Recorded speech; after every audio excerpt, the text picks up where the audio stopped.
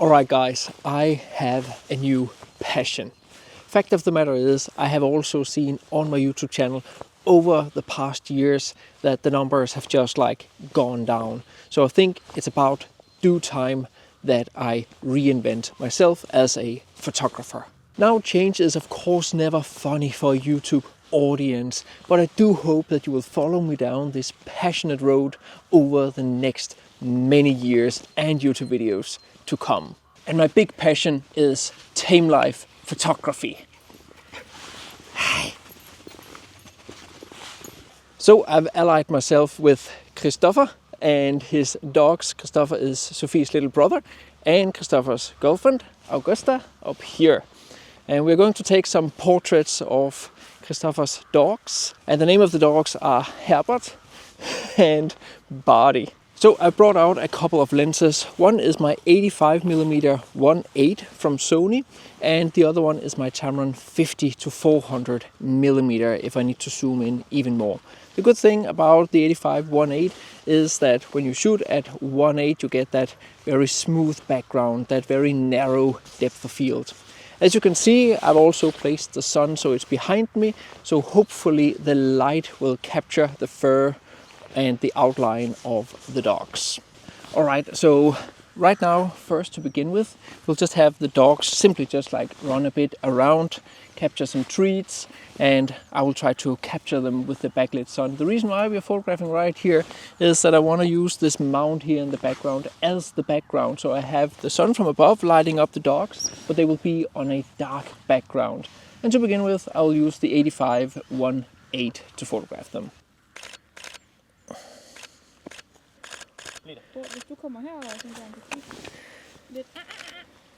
It's funny to play with the animals. They really, dogs will be dogs.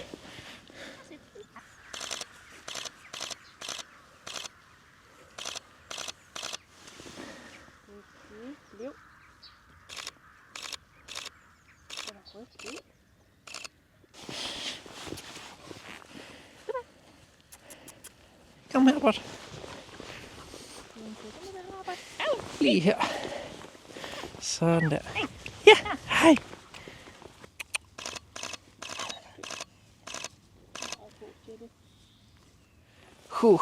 Bare det her. Ikke noget synd. Arbejde. Ja. Vi starter lige her. Han følger et mindst til hånden. Ja.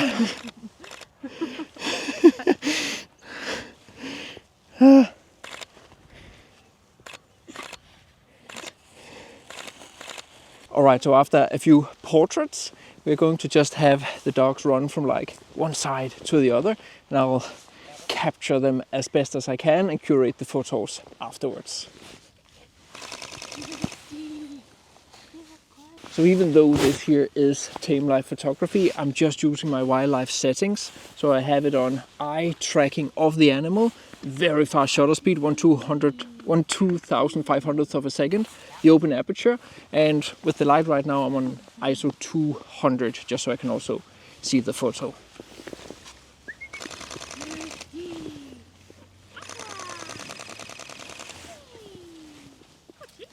And as you can hear, also continuous shooting and just the fastest possible.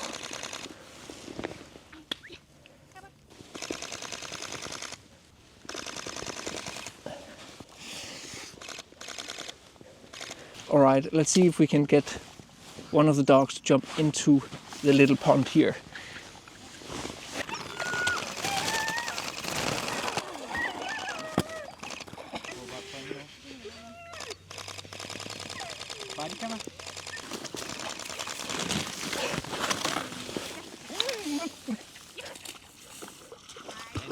So the dogs have been into the water and it just looks so good with this backlight and just capturing them against the light here. It just looks really, really nice. Arthur, kom! Ja! Ja!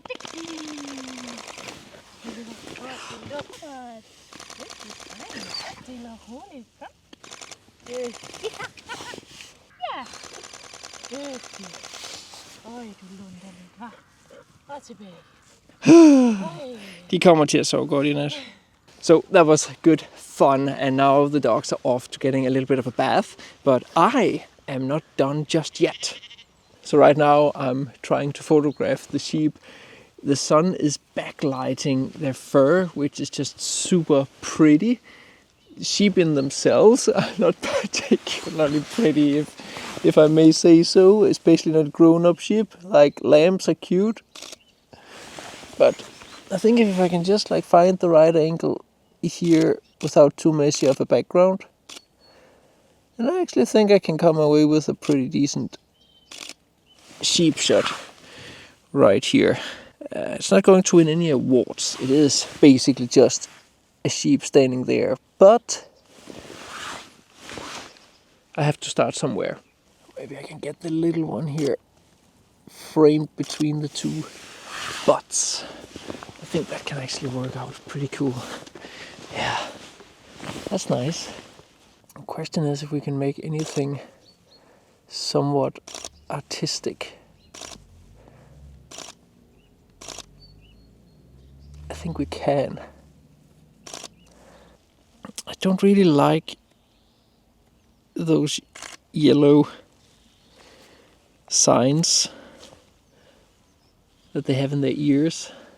So when it comes to the settings, simply just opening up the aperture as much as I can. ISO 100. That gives me a shutter speed of around 1/200th of a second here in this beautiful backlight. And that works actually really well. So I can just zoom from 50mm all the way into 400mm. And most of them are going to be taken above 200mm because I'm zooming quite a lot into the sheep. I don't really like the surroundings that much. And by also zooming in, you can also narrow that depth of field, which I think works quite well for the sheep right here. It really is compositionally just about trying to like frame the faces and not cut off like parts that doesn't make sense to cut off. It's such a versatile lens, the 50 to 400, because I can focus so close, so close to the sheep here.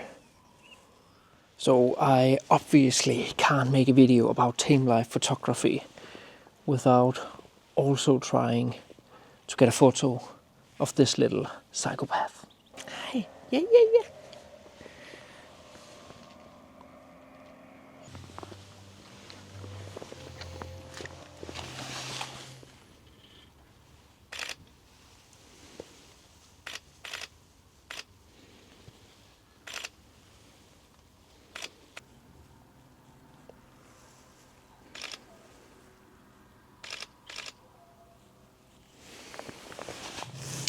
It's hard to argue against this lens not being sharp. Definitely is. Wow, that's beautiful light right here. Beautiful light.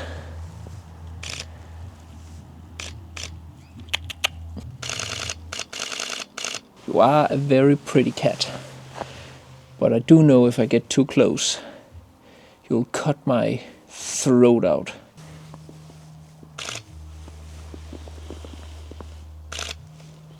That's the thing about cats. There's absolutely zero ways of controlling them. At least not this guy. Oh, he's having a good time. Dude.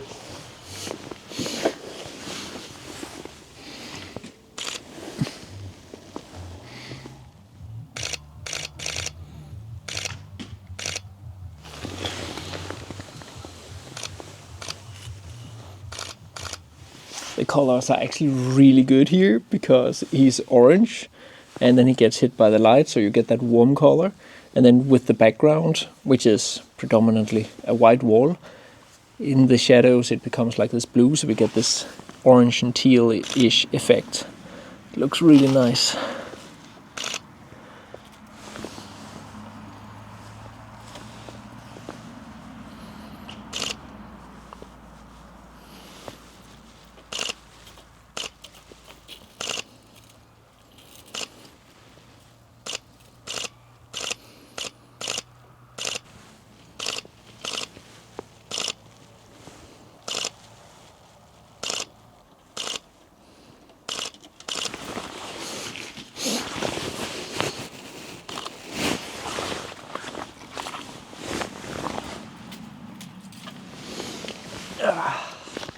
get one final photo of you, Mr. King of Kings.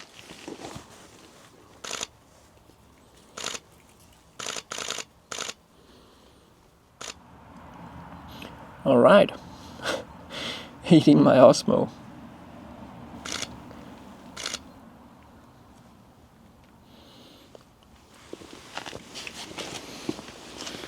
Woo.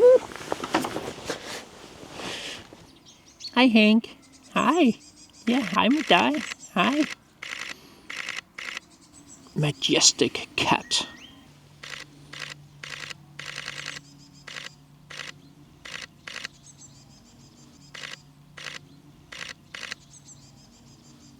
Mission accomplished.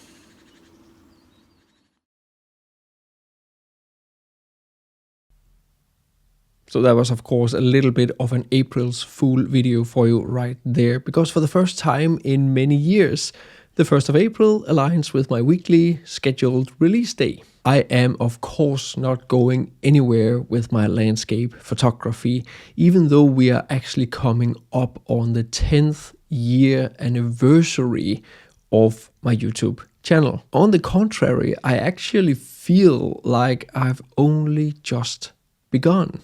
I know it sounds like a bit of a cliche, but that's how I feel. I have so much more to go out and photograph. And of course, a massive shout out to those of you who have followed along since the beginning. And of course also you who have come along the journey on the way here. However, as a user of YouTube, you may have noticed that there are other YouTubers who complain about how the numbers and the views of the videos are dropping, and especially within the past year, 2 years. And I'm of course also affected by this. So what I said in the beginning of the video is actually true. And to be completely honest, it can be a little bit frustrating when I put so much more effort into my videos now than I did back in the days. And on the same time, I feel I've become much better at producing videos than I were back in the days, where I just made a little bit of a voiceover, put some B-roll together, and explained how to photograph a specific location, or actually only what were your options for photographing a specific location, and then I just showed my own photos. Today, I can put like a week's worth of landscape photography content with 50 plus photos into a single video with much higher production value than I had back in the days. So it's of course frustrating to see that the videos are performing worse and worse and worse. Now there are tons of reasons and explanations for this on YouTube, with the algorithm changes, with ChatGPT being the new search engine. So a lot of YouTube views are going to that. And of course, YouTube itself wanting to serve you guys more and more shorts. Not to mention that the real estate on the front page of YouTube, whenever you open YouTube, has actually come down quite significantly. So there is less of a chance for my videos to be exposed to you guys, even though you're subscribed to my channel. Now, I can't do anything but try to design my videos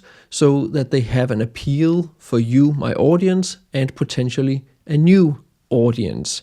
But there is one thing that you guys can do out there if you do not like short form content, and let me just show you here.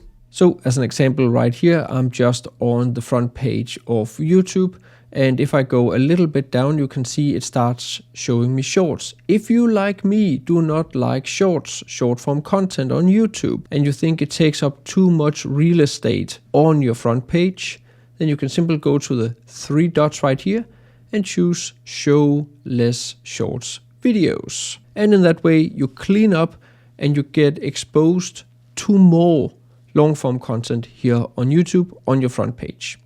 What you can, of course, also do, besides showing the YouTube algorithm that you actually want to watch my videos by engaging with my videos, likes, comments, shares, and so forth, is to subscribe to my newsletter. Each week, I send out a newsletter with a notification that I've uploaded a new video. I share a tip of the week, just a small, easy to absorb photography related tip from my own experiences.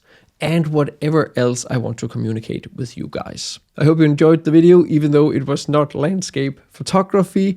Of course, if you want to learn much more about composition in landscape photography, light in landscape photography, or how to edit your photos, be sure to get my ebooks and enroll in my big Photoshop for Landscape Photographers post-processing course, where I share all my editing techniques. There are links to everything, including the newsletter, down in the description of the video. See you next time, where we are completely back to normal.